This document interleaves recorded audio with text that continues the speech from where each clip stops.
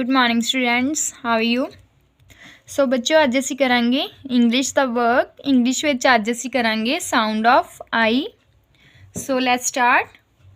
सब तो पहला तुसी अपनी इंग्लिश की नोटबुक उपर डेट ते डे लिख लेना है। उस तो बाद तुसी हैडिंग पा लेनी है साउंड ऑफ आई। नैक्सट लिखना स्टार्ट करांगे। फर्स्ट है pin, PIN pin, TIN tin, BIN bin, FIG fig, PIG pig, BIG big, FIT fit, HIT hit, KIT kit, LID lid. So ये है साउंड ऑफ आई।